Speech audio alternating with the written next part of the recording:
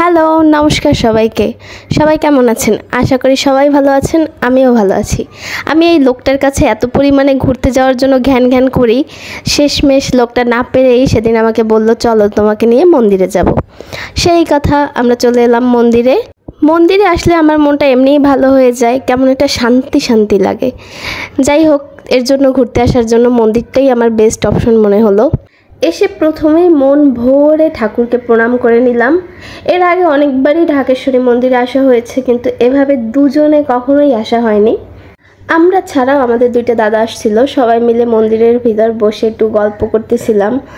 কারণ মন্দিরের ভিতর বসে থাকলে না একটা শান্তি শান্তি লাগে, যেটা বাইরের অন্য কোথাও গিয়ে পাবো না।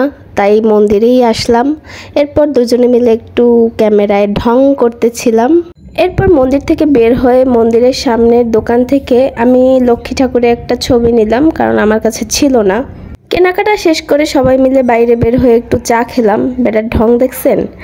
যাই হোক, চাটা খেয়ে আমাদের মনে হলো আমরা আজকে রাত্রে বাইরেই খেয়ে তারপর বাসাতে যাব। যে কথা সেই কাজ, চলে গেলাম কাচ্চি খেতে। আসলে আমি বাইরের খাবার খুব একটা বেশি খেতে পারি না। আমাকে কোথাও খেতে নিয়ে গেলে বেশিরভাগ খাবারই ফেলানো যায়, তারপরও কি আর করার, কিছু কিছু জায়গায় যেতেই হয়।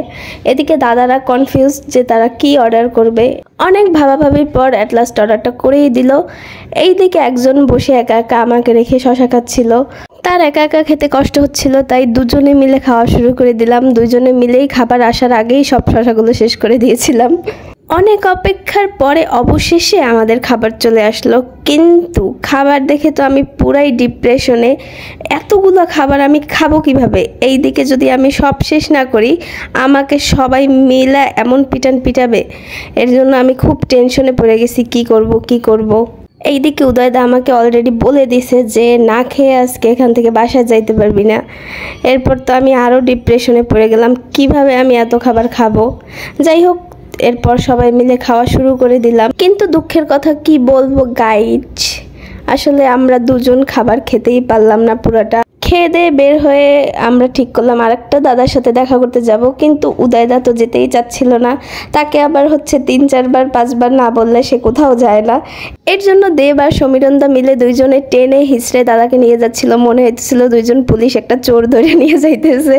অনেক টানাটানির পর দাদা রাজি হলো আমাদের সাথে যেতে। সেই দাদার সাথে দেখা করে এবার আমাদের বাসায় যাওয়ার পালা।